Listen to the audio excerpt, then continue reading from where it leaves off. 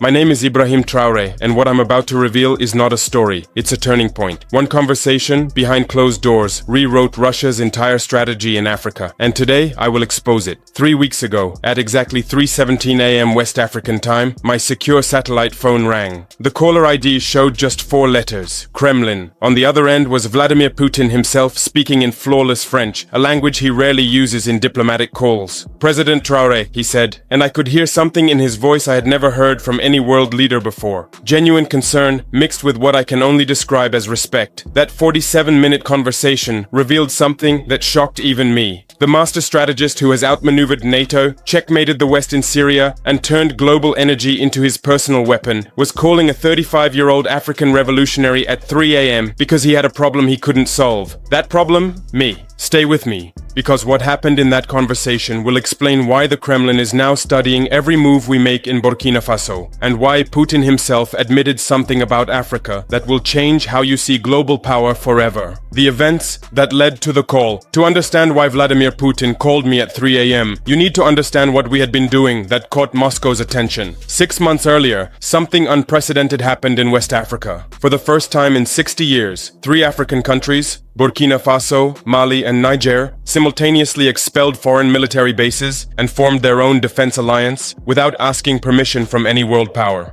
But here's what made it truly extraordinary. We didn't replace French bases with Russian bases. We didn't swap Western dependency for Eastern dependency. We created something entirely new. Genuine African sovereignty backed by African resources and African decision-making. Putin had been watching this unfold with a mixture of admiration and confusion. For 20 years, his Africa strategy had been simple. Wait for African countries to get frustrated with Western neglect, then offer Russian alternatives, Russian weapons, Russian advisors, Russian protection, always with Russian control. But we weren't following the script. We were writing our own. The breaking point came when we announced something that sent shockwaves through Moscow's Africa policy establishment. Burkina Faso would begin processing its own gold instead of exporting raw materials to foreign refineries. Do you understand what this means? For decades, Africa sells raw gold for $60 per gram, and foreign companies process it and sell it back to us for $200 per gram.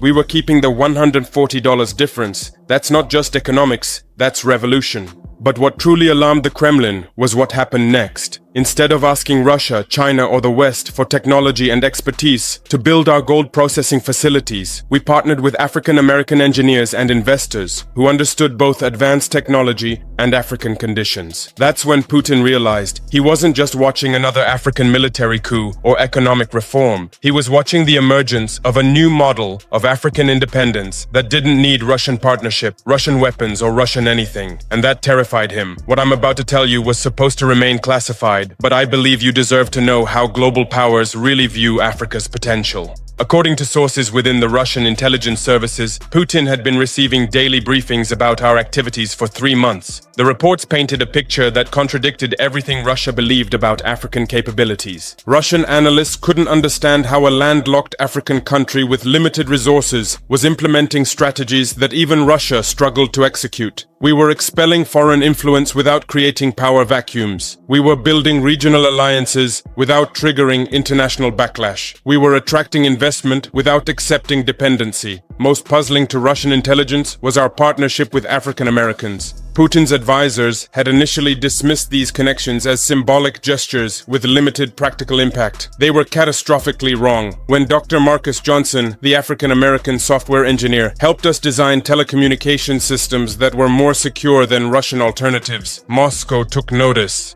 When Dr. Keisha Williams, the renewable energy expert, helped us achieve energy independence that Russia hadn't managed in their own regions, Putin's advisors started asking uncomfortable questions. But the moment that triggered Putin's 3 a.m. phone call was when Dr. Michael Thompson, the cardiovascular surgeon, helped us establish medical training programs that attracted students from across Africa, students who might otherwise have studied in Moscow. That's when Russian intelligence reported something that made Putin realize the true scope of what we were building. African-American professionals aren't just providing technical assistance to individual African countries. They're creating networks of expertise and investment that could make Russian influence across the entire continent irrelevant. The report that landed on Putin's desk 3 days before he called me contained a single sentence that explained everything. If this African-American alliance succeeds, Russia will lose Africa without a single shot being fired. The conversation that shook the Kremlin.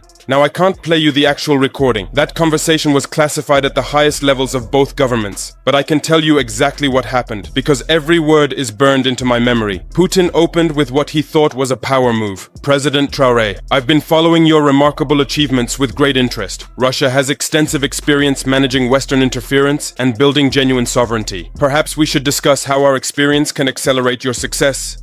I could hear the expectation in his voice. He was offering me the same deal he had offered dozens of African leaders. Russian support in exchange for Russian influence. Protection from Western pressure in exchange for alignment with Russian interests. But my response was not what he expected. Mr. Putin, I said, with respect, Russia has been in Africa for 20 years, and you're still fighting for influence with France and America. We've been truly independent for 18 months, and we're already achieving results that your experts said were impossible. Perhaps you should be asking what Russia can learn from Africa. The silence that followed lasted 37 seconds. I know because I counted. When Putin spoke again, his tone had completely changed. The patronizing confidence was gone, replaced by something I had never heard from any world leader: genuine curiosity. President Traoré, he said slowly, what exactly are you building in Africa? That question opened a conversation that revealed more about global power dynamics than any diplomatic summit or intelligence briefing ever could. The revelation that changed Putin's perspective. For the next 20 minutes, I explained to Vladimir Putin something that no African leader had ever explained to any world power. We weren't trying to replace one form of dependency with another. We were creating something entirely new. Mr. Putin, I said, for centuries, Africa has been told we need foreign expertise, foreign investment, foreign protection to succeed. But we've discovered something revolutionary. When Africans work with African Americans who understand both advanced systems and African conditions, we can build solutions that are better than anything foreign powers offer.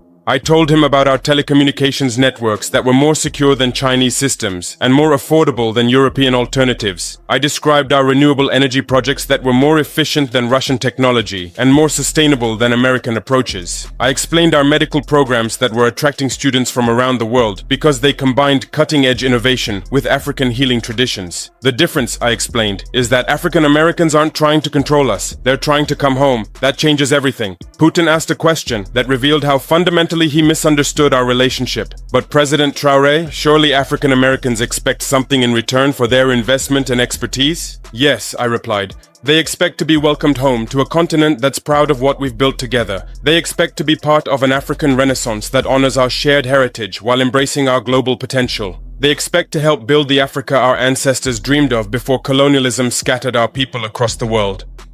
Another long silence. Then Putin said something that shocked me. President Traoré, in 20 years of African engagement, no one has ever explained their motivations to me in those terms. The moment Putin realized his mistake. What happened next revealed why Putin had really called me at 3 a.m. President Traoré, he said, I must be honest with you. Russia's Africa strategy has been based on the assumption that African countries would always need external support to achieve significant development. We positioned ourselves as the alternative to Western dependency. Then he admitted something that I believe no African leader has ever heard from any world power. But what you're describing suggests that Africa doesn't need to depend on anyone if Africans work together effectively.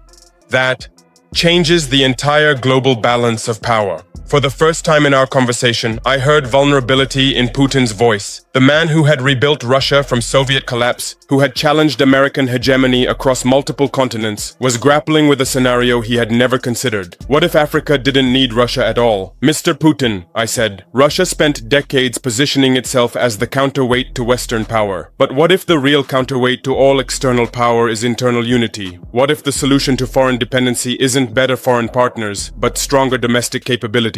I could practically hear him thinking through the implications. If Africa could achieve genuine independence through African-American cooperation, it wouldn't just reduce Russian influence, it would prove that other regions could do the same thing. It would demonstrate that authentic cooperation based on shared heritage and values was more powerful than strategic alliances based on mutual interests. That realization led to the most shocking moment of our entire conversation. 25 minutes into our call, Putin said something that I believe reveals more about global power dynamics than any public speech or diplomatic document. President Traoré, I need to ask you something directly. Is what you're building with African Americans a model that could be replicated in other regions? I understood immediately what he was really asking. Could other scattered peoples reunite across borders to create economic and cultural power centers that made traditional great power influence irrelevant? Mr. Putin, I replied, we're proving that family connections are stronger than strategic calculations. We're demonstrating that shared heritage creates more sustainable partnerships than shared interests. We're showing that when people work together because they belong together, they build things that external powers can't control or replicate. Putin's response revealed the depth of his concern. President Traoré, what you're describing isn't just African development. It's a fundamental challenge to how global power has been organized for centuries. Then he made an admission that still gives me chills. Russia rebuilt itself by proving that Western dominance wasn't permanent. But you're proving that external dominance of any kind might not be necessary. That's more revolutionary than anything Russia has achieved. The moment that changed everything. But the most significant moment of our conversation came when Putin asked me a question that revealed he understood exactly what was at stake. President Traoré, what would it take for Russia to be a genuine partner in what you're building, rather than another power trying to influence your direction? That question showed me that Putin had grasped something fundamental. We weren't anti-Russian or anti-anyone. We were pro-African in a way that made external control unnecessary, rather than simply replacing one controller with another.